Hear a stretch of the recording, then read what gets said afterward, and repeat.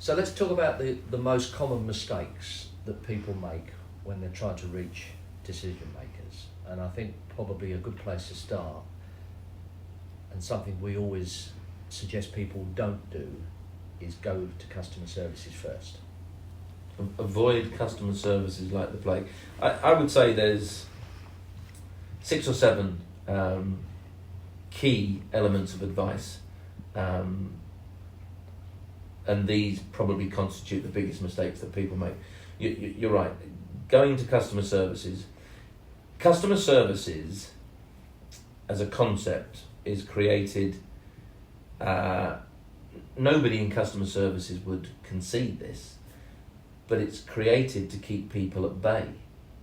The senior executives in any organisation don't want to be bothered with they may consider to be trivia. And a good customer services person can make life very difficult for people like us. Well, they're designed to keep people like you and I. So I would say avoid. The biggest problem with customer services, and I don't wish to cast judgment about people who work in customer services because it's not their fault, but the biggest issue for me with customer services is that the function has no authority. Has no authority at all, other than to keep you at bay. So I would certainly avoid customer services like the plague. We've mentioned on many occasions, reaching out to the person that you ultimately want to speak to initially is destined to result in failure. Chances are you'll be speaking to someone who loves to say no, and as we've talked at length, start at the top.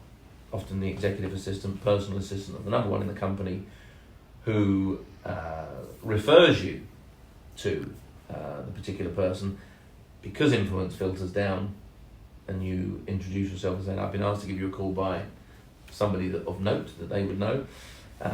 So don't reach out to the decision maker that you ultimately want to engage with initially. The specific contact details are critical.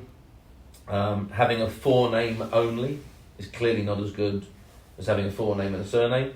This is not rocket science. This is not rocket science at all. Having a specific email address as opposed to a generic one.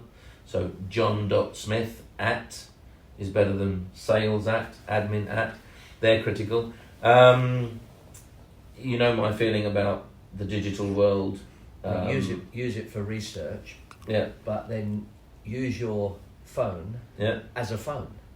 Well, not just as a mini computer. One of our golden rules of understanding is use your mobile as a telephone and not as a keyboard only.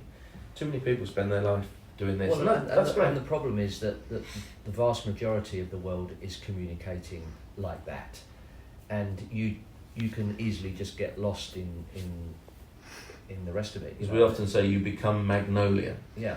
In the United Kingdom in the 70s and the 80s. You need to stand out from the crowd and be different, and you can be different by using your phone as a phone. The DIY craze in the 70s and the 80s, nobody painted their walls at home red or green or blue. It was Magnolia because it's not offensive. And I'm not suggesting to get on in life you have to be offensive, not at all. Absolutely not. But you need to stand out. And you've often said to me, what is it, you need to smash a few eggs to make an omelette, or break a few eggs to make an omelette? Yeah. Yeah, sometimes you've got to make a bit of a fuss.